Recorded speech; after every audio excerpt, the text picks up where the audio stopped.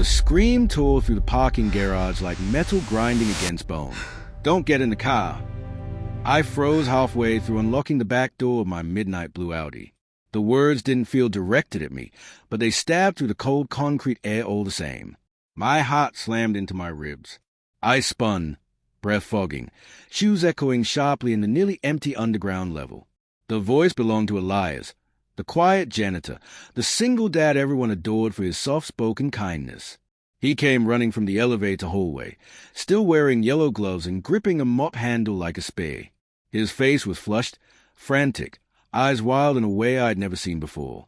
"What the hell?" I whispered under my breath. It wasn't fear that flooded me first. It was confusion so dense it made the air syrup thick in my throat. Because standing beside my car, hand already on the passenger door, was my wife, Rebecca. Her ponytail swung as she turned toward Elias, confusion mirroring mine. "What are you talking about?" she demanded, slightly breathless. She looked annoyed, not frightened, as if a janitor shouting across a garage was a trivial inconvenience, not a warning detonated like a flare. I should have asked 100 questions. I should have run to her. I should have felt protective, angry, startled, anything normal. But all I felt was cold. A cold that didn't start in my fingers or spine. A cold that started in my marriage. Because Rebecca wasn't supposed to be here. She wasn't supposed to be anywhere near my car. She wasn't even supposed to be in my building.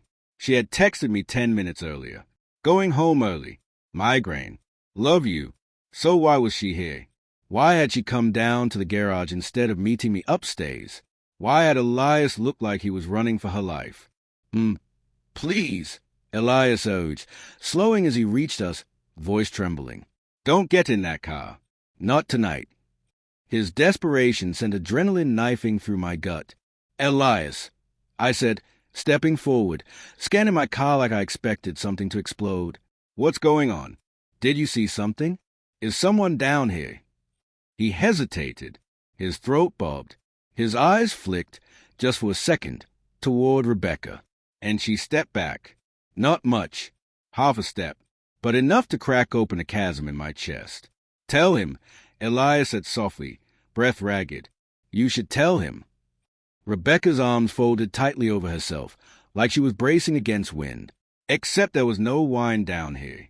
Only spiraling tension, so thick it felt alive. "What is he talking about?" I asked her.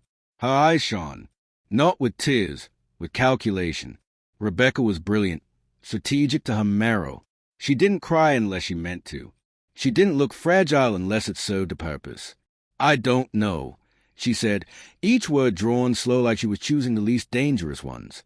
"He's upset. He's clearly having some kind of episode." Elias flinched as if a word slapped him. "Please," he whispered, "don't do this." A tremor slid through my nerves. "Do what?" The silence that fell then was the kind that suffocates, the kind that warns the ground beneath you is about to split open. Rebecca's jaw tightened. "I'm getting in the car." "No." Elias shouted again, panic choking the word. He lunged forward instinctively, not attacking, just reaching, and Rebecca recoiled, shoulder hitting the car door with a dull thud. That's when my CEO instincts kicked in with brutal clarity. "Enough!"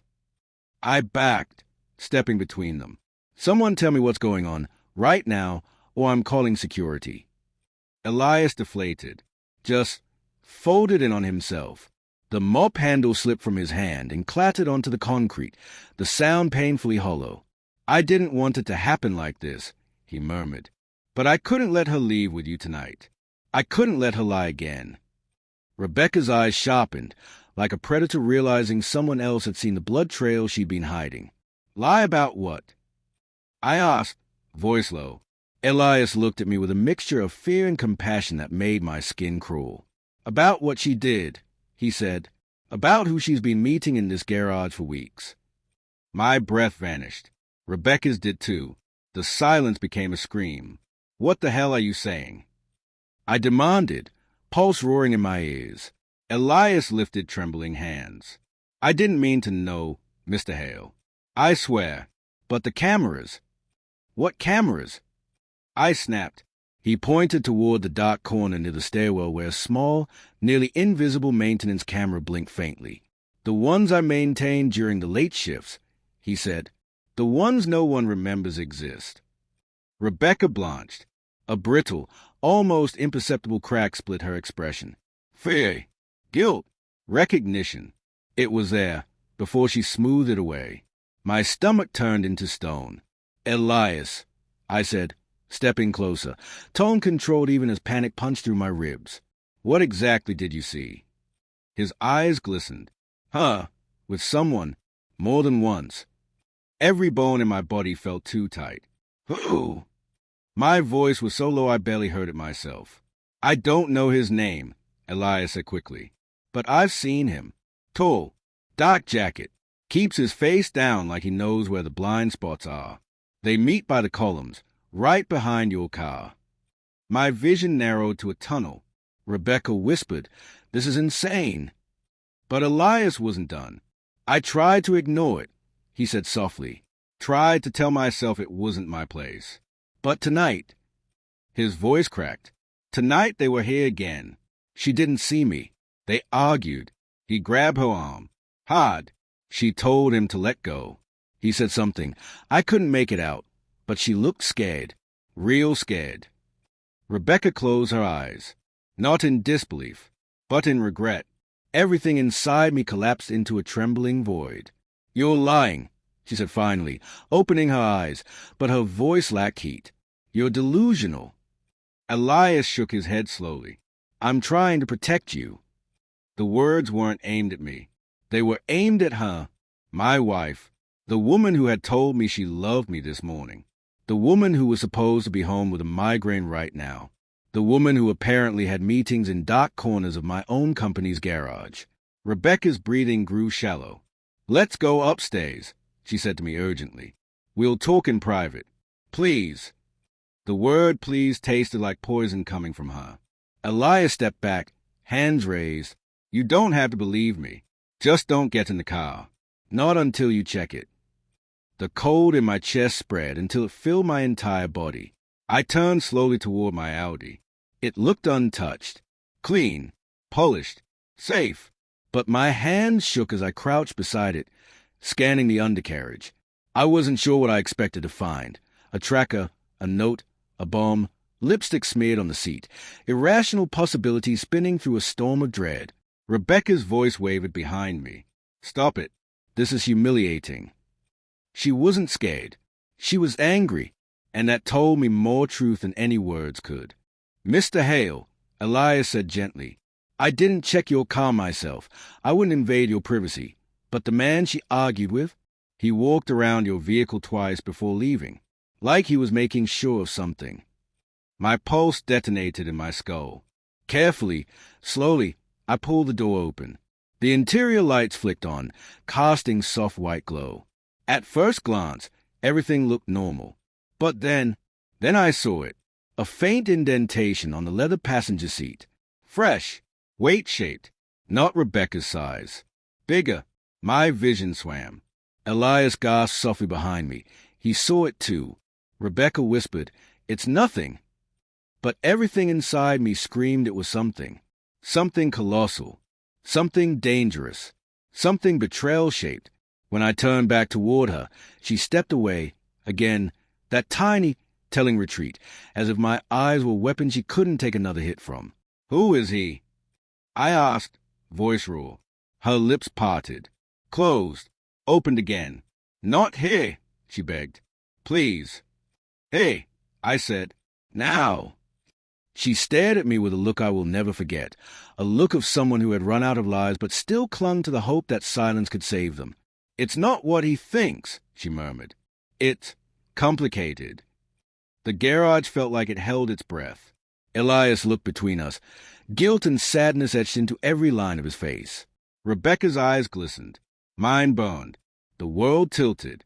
Because in that moment, before she spoke, before she broke what was left of us, I already knew the truth. Whatever this was, whoever he was, I wasn't the only man in my own marriage anymore. I remember the moment my hands went numb.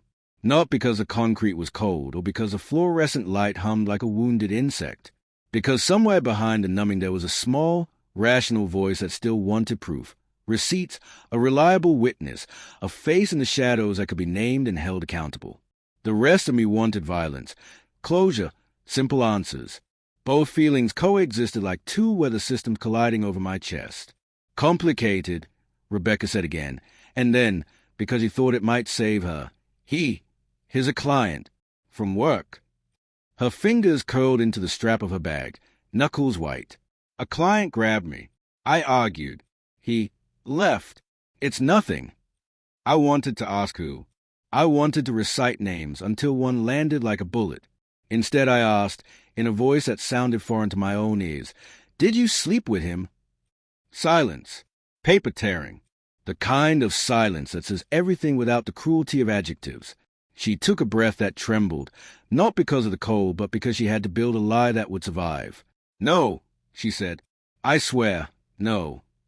The word wasn't small. It was a flimsy shield.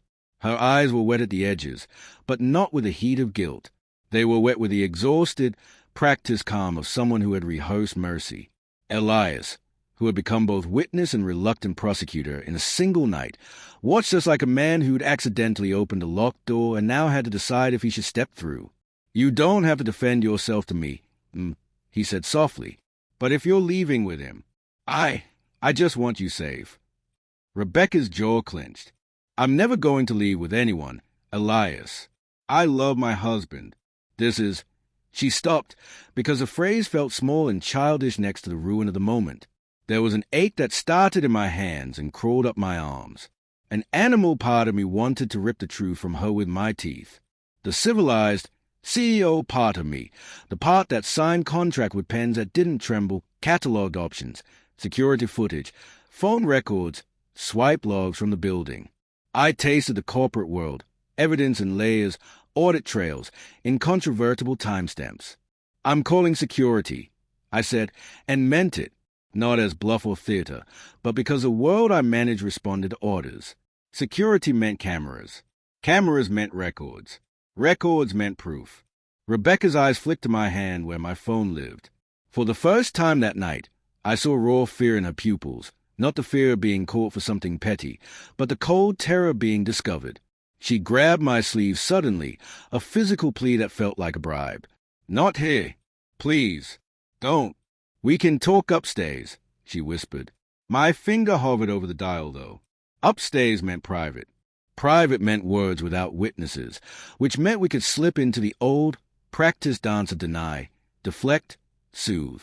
Upstairs meant losing the thin thread that Elias had tugged hard enough to expose the frayed fabric beneath. I set the phone down without calling.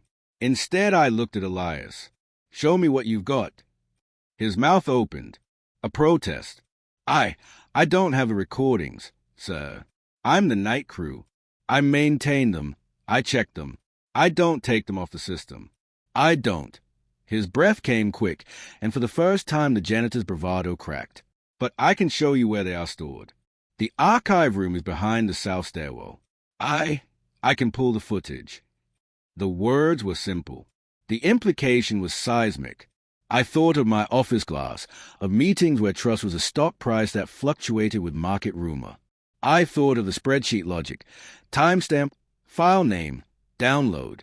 I thought of how the ledger of a marriage might feel different next to a security archive folder. There was a brutal clarity to it. If I wanted proof, the company had it. And if the company had the proof, I didn't have to agonize in private. I could turn suspicion into evidence, heartbreak into a documentable fact. Rebecca's hand on my sleeve tightened. "No," she said, more urgent this time. "Please don't take that. You don't. We can talk." "We can talk after we watch it," I said. The words came out firmer than I felt. "If it's nothing, we'll close it. If it's not, then we will address it." She looked at me like I'd stabbed her. There was a flash of something I couldn't name. Betrayal, perhaps, because she realized I had access to a cage and the key. Elias, meanwhile, looked like a man deciding whether stepping into a lit room would save or condemn him. He nodded once, an almost imperceptible bob, and led us toward the stairwell. The lights changed. The smell of disinfectant and motor oil filled the air. Every step felt like the ticking of a clock counting down to some private execution. We reached the archive room, and Elias presented it like a confessor showing a ledger. Banks of blinking servers breathed cool air. A console screen glowed with a simple, impersonal interface of security systems. Dates, camera numbers, thumbnails like insect stills. I recognized the efficiency. It matched the sterile logic of the office. There were folders for months, days, hours. Elias moved with reverence to a keyboard and typed, fingers sure despite the tremor in his throat. He brought up last night, then the week before, then the week before that. What are you looking for? Rebecca asked. Her voice was small now, a thin plea edge with 1,000 defenses. For the man she was with, I said, refusing to use her name. Naming her made the betrayal intimate and somehow worse. Elias's face pallid. Column 7, between 11:30 and 11:45. That's where they meet most nights. I found the timestamp with a precision that made my chest ache and press play. The grainy footage of the garage flickered like an old film. My car's silhouette sat like a silent animal against a concrete backdrop. 2 figures emerged from the stairwell, one small and quick, the other broader, shadowed. Rebecca's ponytail, even in that washed-out monochrome, was unmistakable. They hugged, not the soft, domestic hug of people who shared a life. The kind of hug that carries a secret weight, the squeeze that says both comfort and concealment. The man's face was angled away from the camera. His jacket caught the light, a dark block. They whispered. She laughed once, a short, sharp sound that hit like ice. He put his hand on her back. She pressed forward like a moth to a lamp. My stomach turned. The footage jumped. 30 seconds or 5 minutes later, the time code blurred, and the two were standing apart. Her body leaned back. His hand came up, a brief motion that looked like an attempted grab. She shoved him away, hard enough that his shoulders rolled back. He swore. She turned and walked to the passenger side of my car.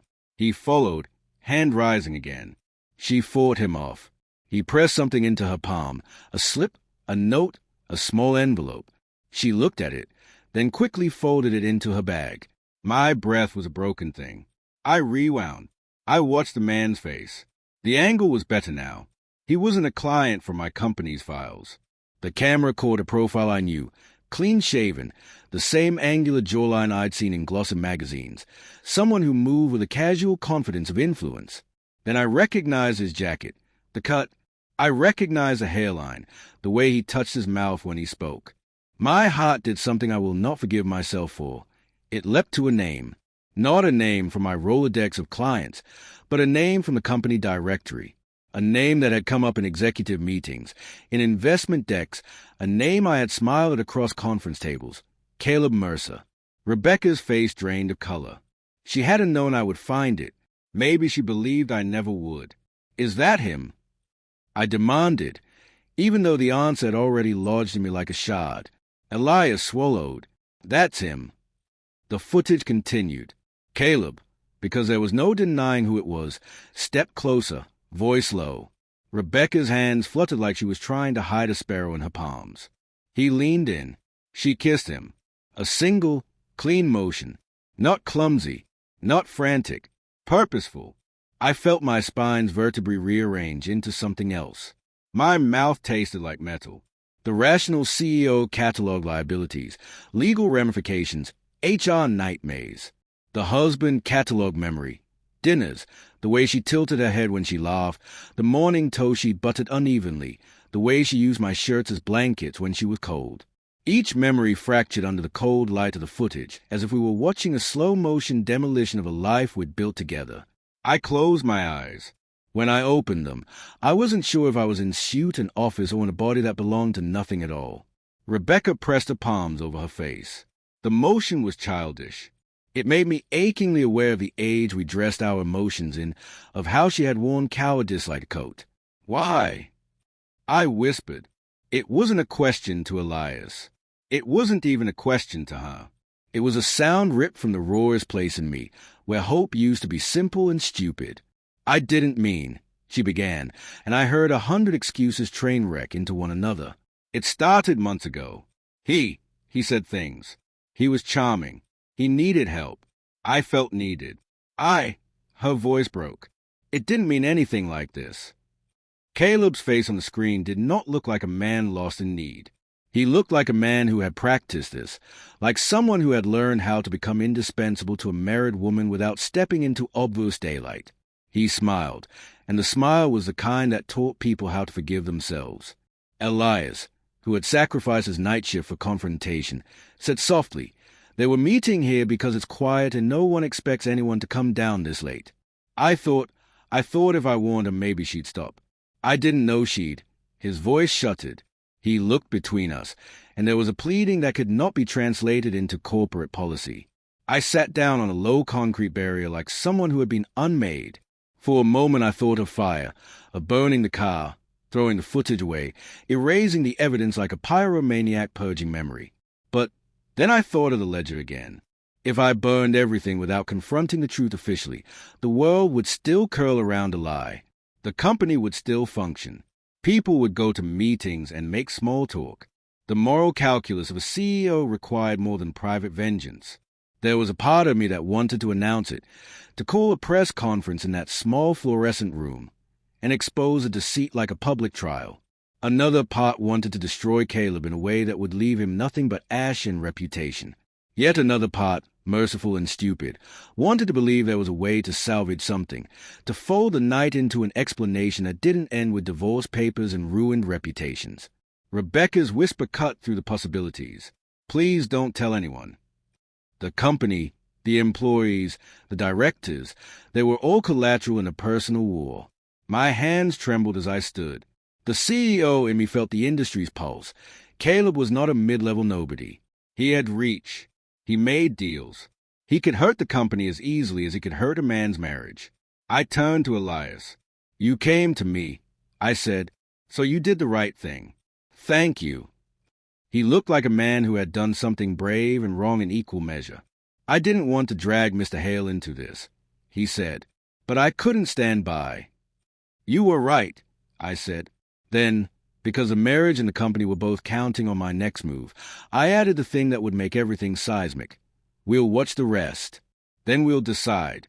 Together." Rebecca met my eyes for a long time. Something thin and terrible passed between us, the recognition that the next steps would not be private. They would be procedural, legal, public, messy. They would require me to be both husband and CEO, to guard my family and the company simultaneously, and if either role demanded sacrifice, I would have to choose which one I could live with. Outside, far above us, the city hummed. Down in the archive room, the screen kept playing, a looped, damning evidence of the life that had been edited without my consent. Caleb smiled into the camera like a man who believed the world owed him access. Rebecca's shoulders slumped like someone who had already accepted a verdict she couldn't control. And Elias, who had been the first to shout in the dark, stood there like a small, tired lighthouse in a storm I had never expected to navigate. We were about to step into a crucible. But the thing I realized in that fluorescent room, more clearly than anything else, was this: the company would not be the only thing shocked by what I did next. I swallowed hard and whispered, not to Elias or Rebecca, but to the darker, managerial part of myself that had always been able to turn chaos into action. Secure the footage. Don't delete anything. Notify HR and legal, quietly, and lock down all access. The plan felt like armor. It felt like a promise that I could hold both my life and my company together, at least long enough to choose what to do with the molten truth. Rebecca's voice was tiny. "Please, Jake." I turned to her. My name on her lips was a thing I hadn't realized I'd miss until it was almost stripped away by accusation. I wanted to hold her. I wanted to tear her apart. I wanted to understand why a life we shared had become a film I was watching from projection room. Instead, I said, "We'll talk in the morning. For now, go home. Don't come to work tomorrow." She looked as if I'd sentenced her to exile. "You can't be serious." I was.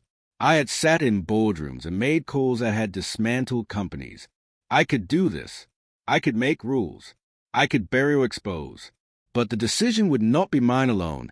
The cameras, the files, the people, they would demand public accountability if I let them. And under the thin fluorescent light, In a janitor's archive room, I felt the heavy, unfamiliar responsibility of someone who had to choose how to punish a private betrayal with public tools. As she fled up the stairwell, shoulders hunched like someone carrying a secret too heavy to speak aloud, Elias and I remained. He placed a hand on the console like a man laying a palm on a tombstone. "You did right," he said again, though I could hear the question. Did I? Was it right to pry open this wound and make it part of the company's ledger? I didn't answer. I was already drafting the next steps in my mind. Counsel, containment, timing. There would be calls to make that would ripple through the company and beyond. There would be stockholders and gossip and the slow, savage calculus of reputation. And most of all, there would be Caleb, the man whose smile on a grainy screen had turned my marriage into a corporate incident. The man who, when he learned of what I could do next, would choose whether to escalate or recede. I left the archive room with the footage secured, and a chill that was not from servers. The rest of the night was a mechanized blur of small, brutal acts, locking access logs, copying files to secure drives, sending encrypted messages to legal counsel with terse instructions. The CEO's world moved on a different frequency than the husband's, precise, decisive, ruthless when necessary. By the time the first pale smear of dawn smeared itself across the city, I had a plan that felt like a scalpel. It would either excise the deceit or carve me open. But I couldn't stop the other thing, the raw, private thing, from crawling up my throat, an image of Rebecca and Caleb close together in my car, breathing near the place where my name lived. A more ordinary man might have smashed a window. A more vengeful one might have called everyone. I chose instead to build the machinery of proof. The moment I turned my back on the archive room, I knew with terrible certainty that this would not be contained. The company would be dragged into my marriage whether I wanted it or not. And somewhere in the back of my mind, a dangerous, calculating thought settled like a seed. If I could control the timing of the reveal, if I could choose the stage, then the shock would be mine to decide. But before any of that, there was one last thing I had to do. I walked back to my car. The leather passenger seat showed the faint roundness of a body that had sat there not long ago. I touched it with the pads of my fingers. The leather yielded like memory yielding to a fingertip. I closed the door and rested my forehead against the steering wheel, listening for the sound of my own name, the one Rebecca had whispered when she pleaded, and wondering whether it still belonged to me. When I opened my eyes, I was no longer sure how to act as husband or CEO. I was only certain of one thing. Whatever I did next would shock everyone. And I had decided that when it did, it would be deliberate. I didn't sleep. By the time the sun fully rose, an acidic exhaustion coated the inside of my skull, but I stayed upright, a violent refusal to collapse. Every time I closed my eyes, the footage replayed. Rebecca's laugh, her body leaning into Caleb, his jacket brushing the concrete column, the way he touched her like he owned the moment. Something in me had cracked cleanly, like a bone snapping under the wrong kind of pressure. At 6:12 a.m., I stood in my kitchen, staring at the coffee machine as it hissed. The mug in my hand trembled. My own home felt unfamiliar, the walls too silent, the shadows too shaped like arguments waiting to happen. Rebecca hadn't come home. Her text at 2:19 a.m. had been short. "I'll stay at my sister's tonight. I need space. I know you do too. Space. Like the kind between two people in a dark garage." I swallowed bitterness like black coffee. By 7 a.m., my phone buzzed. A message from HR. "We're ready when you are." Right. I had summoned them. Quietly, confidentially. The company had protocol for internal misconduct. They had lines carved into policy like stone tablets. And sleeping with a senior investor, or even appearing to, could ignite a scandal that would engulf not only me but the board, the staff, the whole damn enterprise. But I didn't schedule the meeting for Rebecca. No, it was for Caleb, and for me, and for whatever version of the truth we each intended to weaponize. As I drove toward the office, I rehearsed the pillars of the day like a general preparing for siege. 1. Containment. 2. Interrogation. 3. Consequences. The elevator carried me upward like a slow heartbeat ticking under an autopsy table. By the time I reached the 32nd floor, my second-in-command, Lila Chen, was waiting by my office door. "I got your message," she said, sharp-eyed, sharp-voiced. "You said it's urgent." Lila was brilliant, the kind of woman who saw cracks forming in systems before anyone else smelled the dust. If there was one person I trusted to manage a corporate wildfire, it was her. But I couldn't tell her the whole truth. Not yet. Close the door, I said. She did. Then she toned, arms crossed. You look like hell.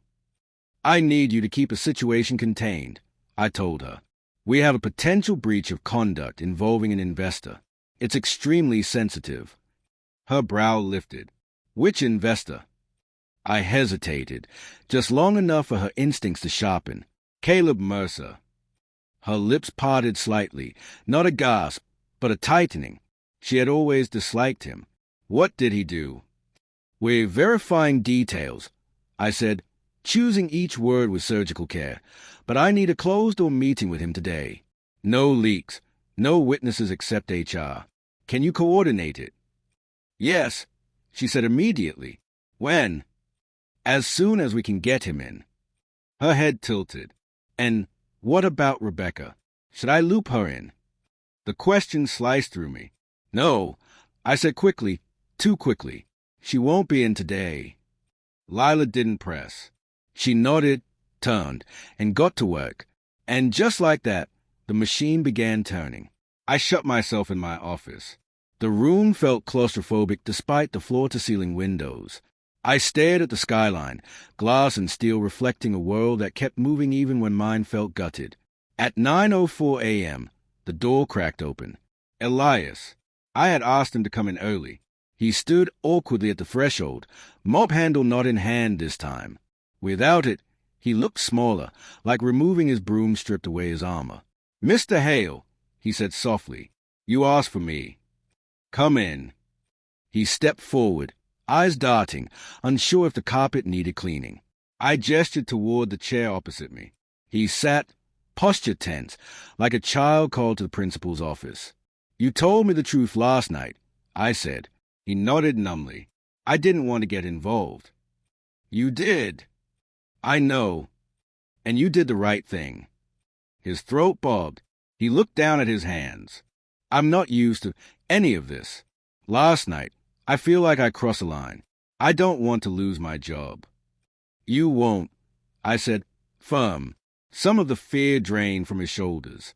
But then he asked the one question I didn't want to answer. Are you going to confront her? I already have, I said quietly. Now I need to deal with the rest. He studied me, not with judgment, but with something gentler. Pity, maybe, or understanding. She doesn't love him, he whispered. The words hit me harder than intended. You don't know that. He shook his head.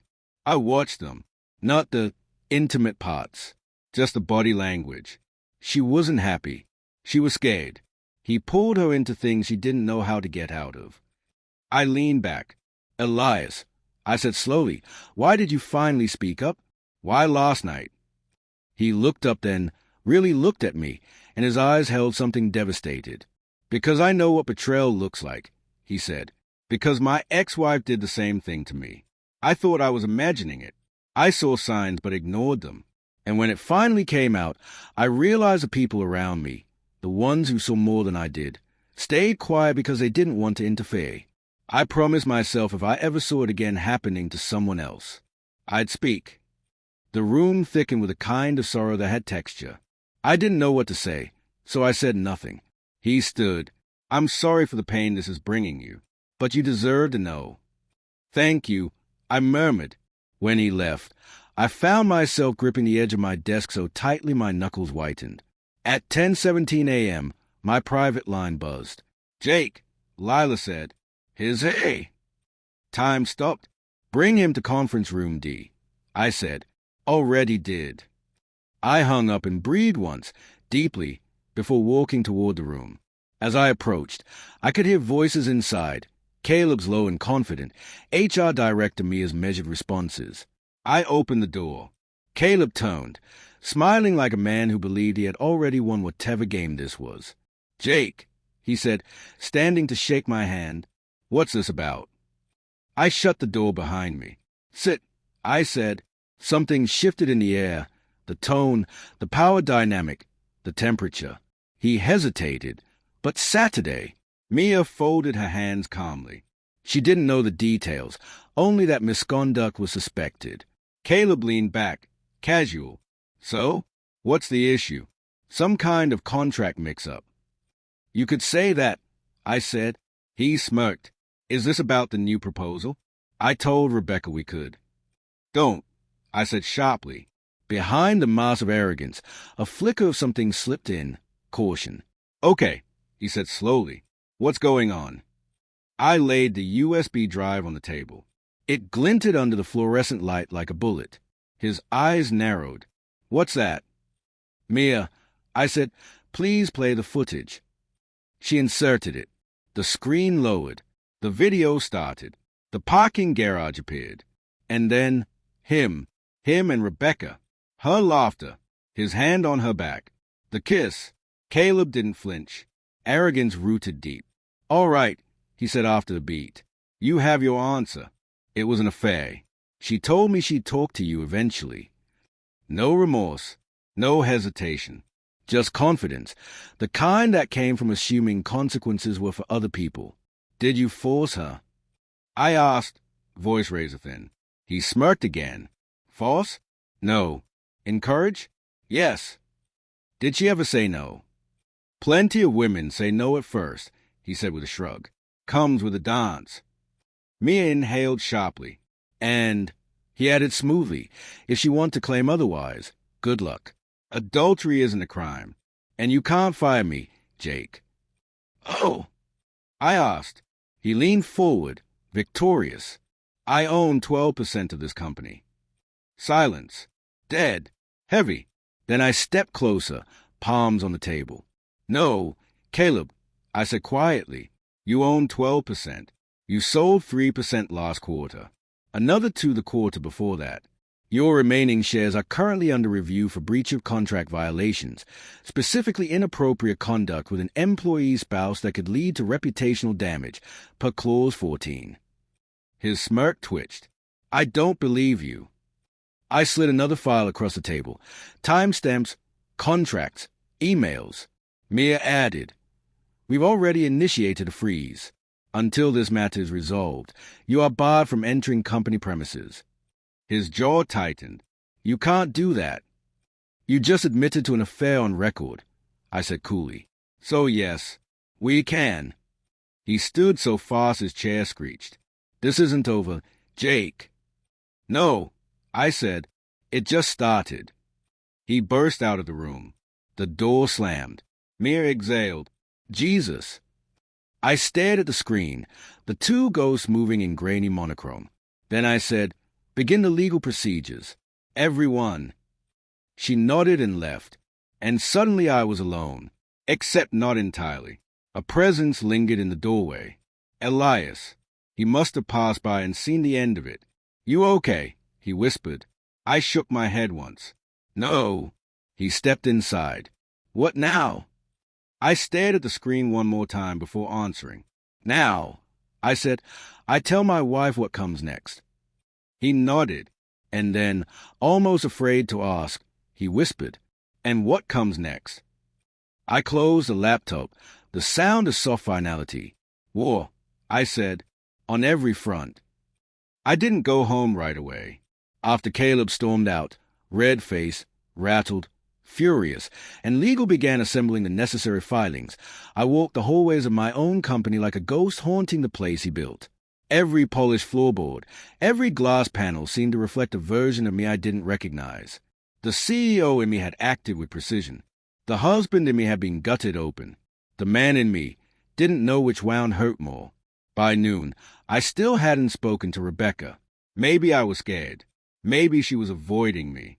Maybe we were both waiting for the other to make the first move in a conversation that felt more like stepping into a blast ray daze. At 12:47 p.m., my phone buzzed. Rebecca, are you coming home? We need to talk. Please.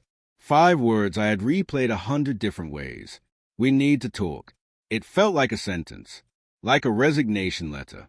Like a confession. I typed back, I'll be home in 20. And then deleted home and rewrote, I'll meet you there. Because we both knew it wasn't home anymore. Not today. The drive back was quiet, except for the sound of my own breathing, uneven and raw. I parked outside the house and sat behind the wheel for a full minute before forcing myself out. She was already on the steps. Same ponytail. Same sweater she wore on cold Sunday mornings when she curled into me on the sofa. But there was something in her eyes that looked like the collapse of a life. "Jake," she said softly. Her voice shook. It almost undid me. Almost. We stood there, just staring, two people with 1,000 memories and not enough courage to step toward them. "Finally," she whispered, "can we go inside?" I nodded. Inside, the house felt colder than any parking garage. The silence gathered like dust. Rebecca sat first, at the edge of the couch, elbows on knees, fingers trembling.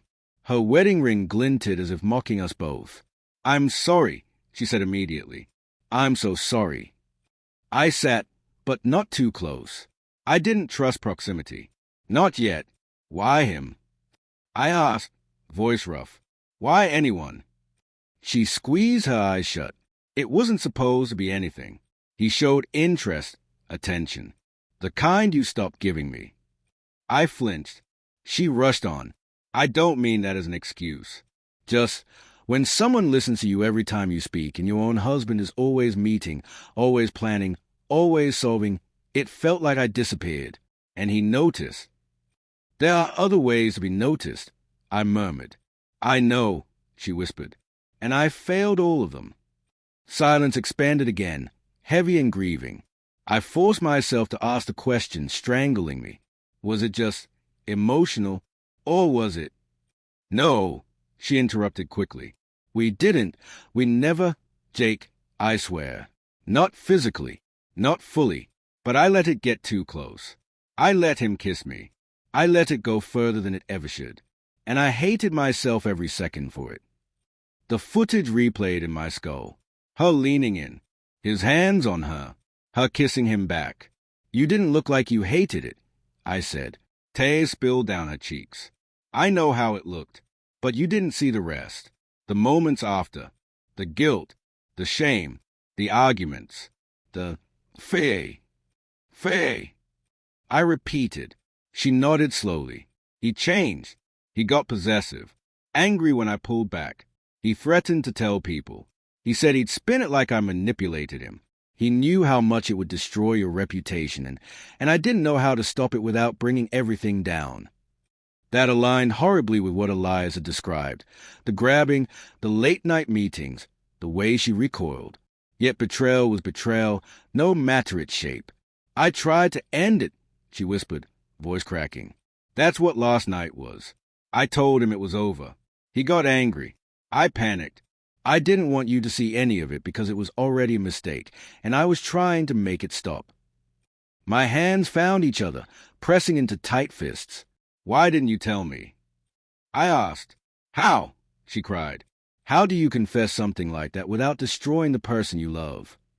The words hung between us, fragile, trembling. "Love." She still said love. It should have felt comforting. It didn't. I breathed in slowly. "You hurt me, Rebecca.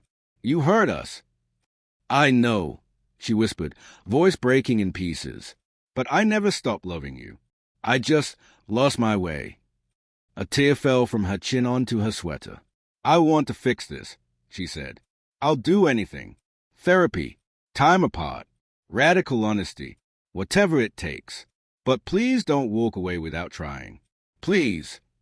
It should have been easier to say something. Instead, I felt the weight of every decision I'd ever made settling onto my chest. I confronted him. I said, "At the company." Her eyes widened. "What?" "Jake, no. What did you?" I initiated proceedings. Legal ones. His frozen out of everything pending investigation. The color drained from her face. "He'll retaliate." "He already has," I said quietly. "He admitted everything." She covered her mouth. "Oh, God." "He's not touching this company again," I said. "Not after what he did." "And me?" she whispered. "What about me?" That question nearly broke my ribs from the inside. I didn't have an answer. I had 14. "I don't know," I said honestly. "Not yet." She nodded through tears, a quiet acceptance of consequences she likely rehearsed in nightmares. I'll give you whatever space you need.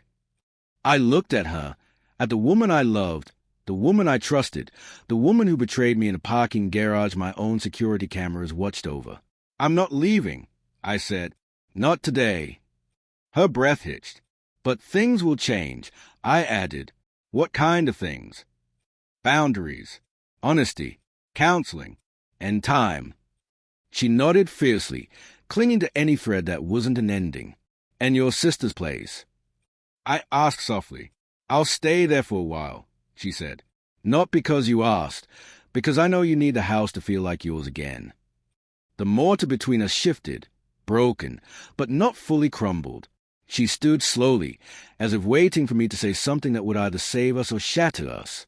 Rebecca, I said finally, voice low, I don't know where we go from here.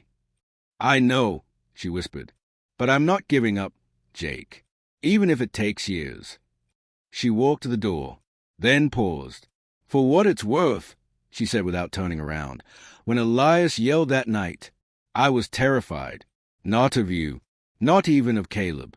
I was terrified you'd see me the way he described, and never look at me the same again. She stepped outside.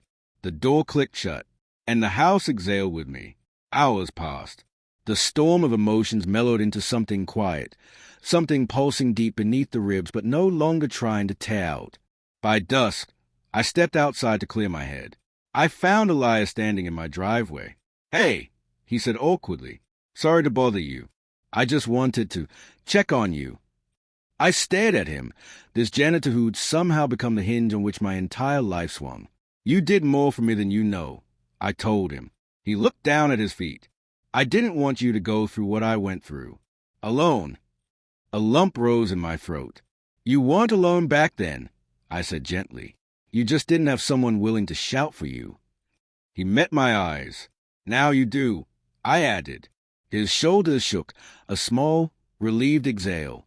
As he turned to leave, he paused. What happens now? I looked at the house, at the empty driveway, at the faint shape of Rebecca's car missing from its place. And I said the truth, the real truth.